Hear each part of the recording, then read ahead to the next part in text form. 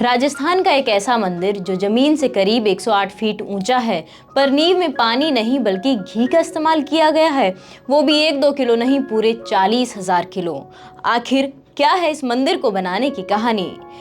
क्या हुआ, यकीन नहीं हो रहा है ना? तो चलिए आज हम आपको जी राजस्थान की हिस्टोरिकल सीरीज विरासत में एक ऐसे ही ऐतिहासिक मंदिर की कहानी सुनाएंगे। और मैं हूं आपके साथ नरेंद्र एनसी। भारत के पश्चिम में स्थित राजस्थान एक ऐसा राज्य है जहां रेत के टीलों, राजपूतों की आन बान शान की गवाही धरती देती है। थार के रेगिस्तान से घिरा बीकानेर, जिसे हजारों हवेलियों का शहर भी कहा जाता है। यूं तो बीकानेर रसगुल्लों की मिठास और भुजिया के तीखेपन के कारण पूरी दुनिया में मशहूर है, लेकिन अगर आपने बीकानेर का भांडाशाह जैन मंदिर नहीं देखा तो मान लीजिए कि आपने कुछ भी नहीं देखा।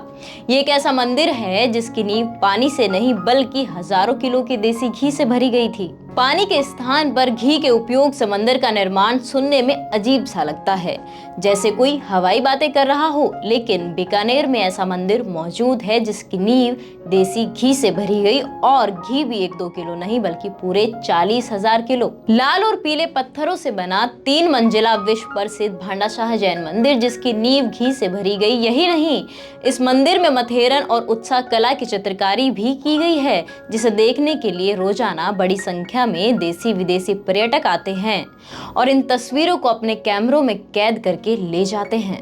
बीकानेर में लक्ष्मीनाथ मंदिर के पास स्थित 5 शताब्दी से ज्यादा प्राचीन भांडाशाह जैन मंदिर दुनिया में अपनी अलग ही ख्याति रखता है।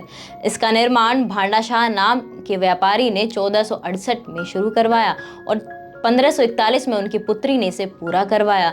मंदिर का निर्माण भांडाशाह जैन द्वारा करवाने के कारण इसका नाम भांडाशाह पड़ गया।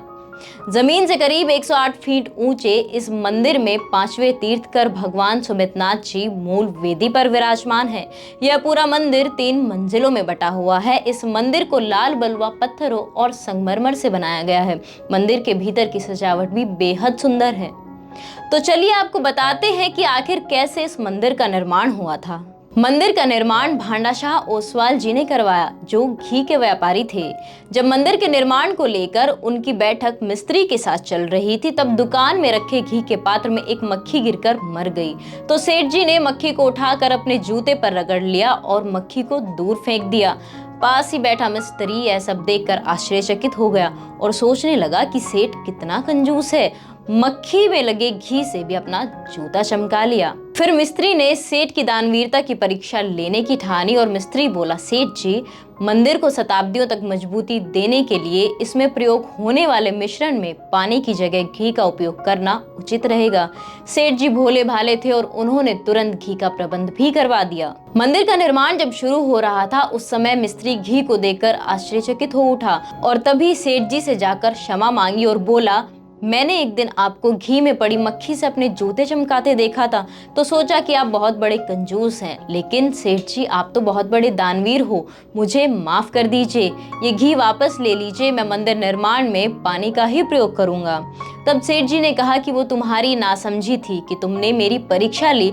तब मिस्त्री ने मंदिर निर्माण में 40,000 किलो घी का प्रयोग किया और आज भी तेज गर्मी के दिनों में इस जैन मंदिर की दीवार और फर्श से घी रिसता है।